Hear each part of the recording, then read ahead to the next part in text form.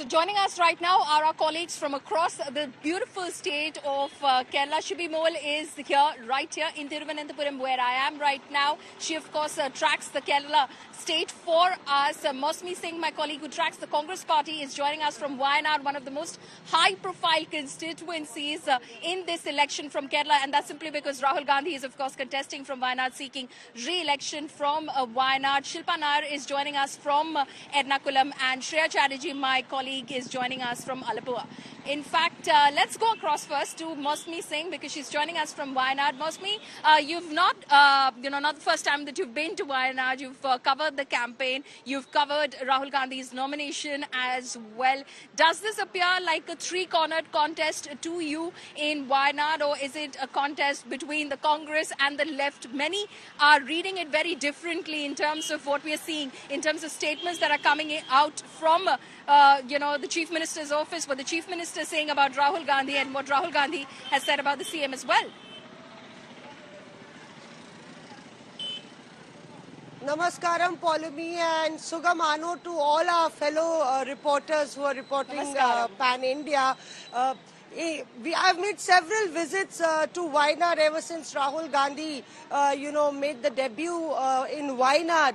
As far as, contesting for the first time is concerned, I'm learning the language fast. And Sugamano is, how are you? And Sugamani is, I'm fine. And perhaps the voters of Kerala are perfectly poised and fine because they've been voting in bumper margins and bumper numbers. Behind me, you can see this is a never-ending queue that I've seen ever since 6:30 in the morning. And the question that you really asked, whether it's a tri-cornered contest, this spells it out. There's a lot of voters' enthusiasm as far as Wayanad is concerned.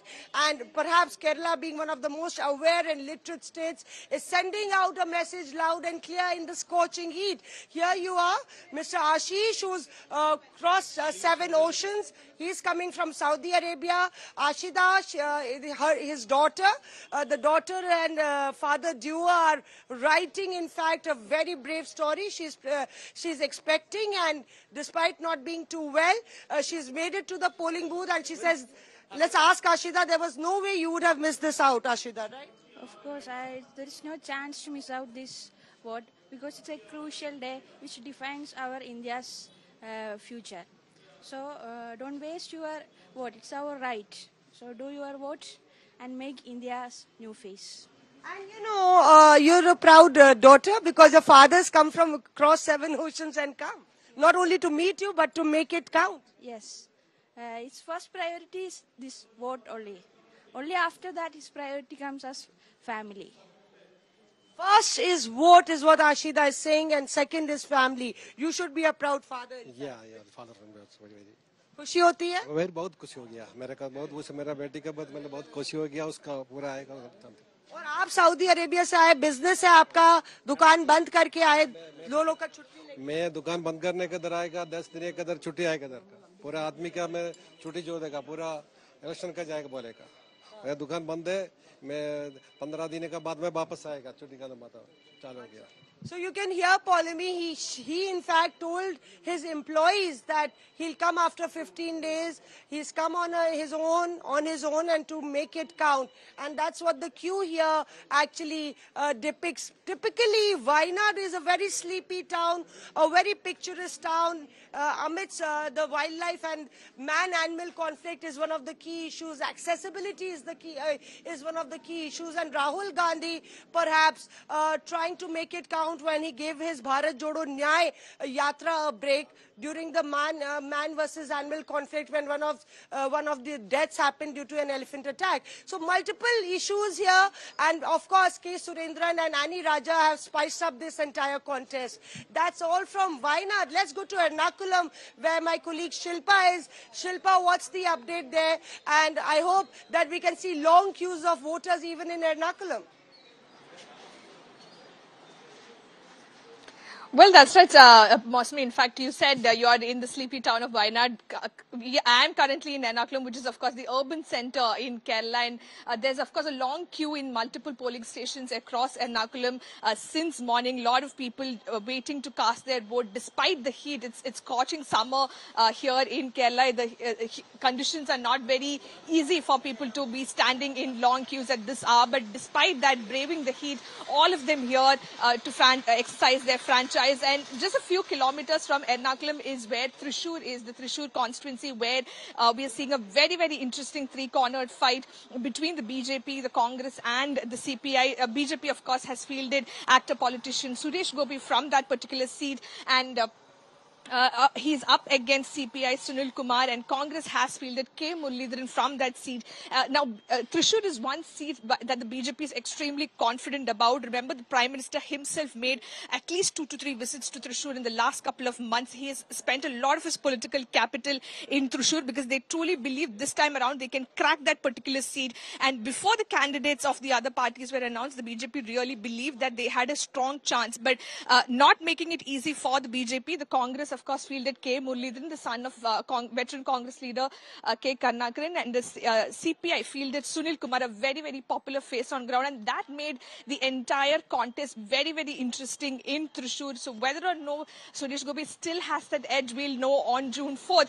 But now we, of course, will go to Alappuzha, where my colleague Shreya is reporting from. Shreya, Alappuzha is one seat that the Congress lost in 2019. It was the only seat that the Congress lost in the 2019 general elections. KC Venugopal, the right-hand man of Rahul Gandhi, the man who's the closest to the Gandhi family at this point in time, he's been fielded from Alappuzha. You spoke to him this morning. What did he have to say, especially about the criticism against Rahul Gandhi's candidature also from Wayanad? Well, thank you, Shilpa. You know, KC Venugopal, he's in fact re-entered the Lok Sabha hurdle here in Alappuzha because he's already contested twice and won in 2009 and 2014, post which he moved to become the General Secretary of the Congress Party, was a part of the Rajya Sabha, but now he's re-entered the contest, which is also, the seat that, or the only seat that the LDF had won last time with AM Arif, who's also contesting this time. KC Venugopal particularly sounded pretty confident, suggesting that they will be sweeping Kerala this time.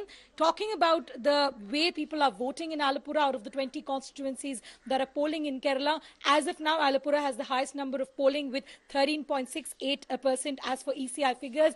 I'll ask my cameraman to show you the number of the queue that is constant since morning, despite the scorching heat, which is difficult over here. But clearly, it looks like a three-way contest as well, because the BJP also has a candidate, Sobha Shodendran, who's also fighting over here. But now we will actually go across to Shibi Mole in Trivandrum. She manages our bureau, and she'll give us a larger picture on how Kerala is seeing the Lok Sabha election this time. Over to you, Shibi.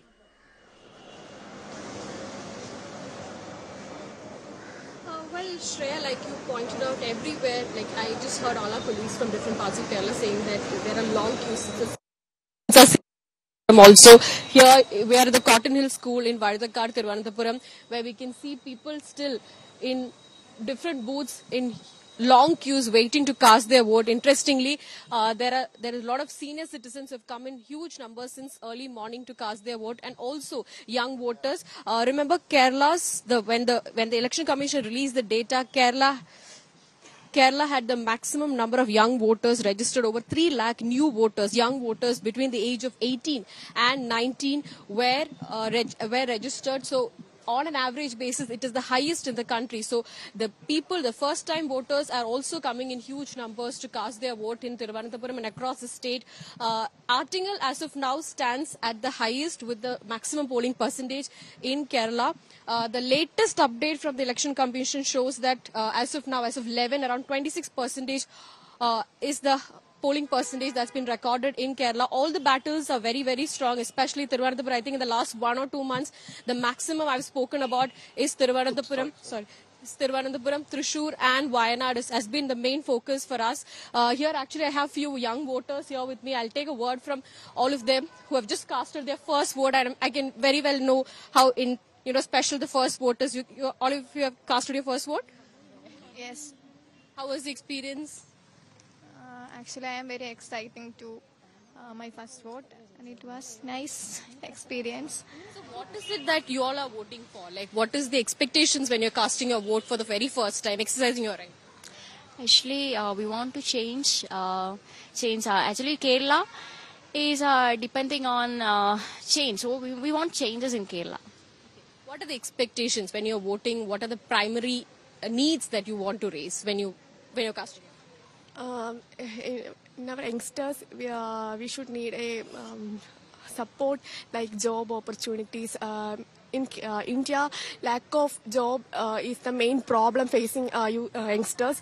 So we want a supportive job, or we are youngsters are not. We are students. So we have a part-time job. We want a part-time job in other countries. So we can depend our family. So we want part-time jobs. Well, that's a very fair point, since we're seeing a number of students flying out of Kerala to countries in the Europe, especially in the last many years. We've seen mass number of students actually going abroad for studies and jobs. So that's a scene that we are right now witnessing in Thiruvananthapuram across polling booths here in Thiruvananthapuram, the state capital.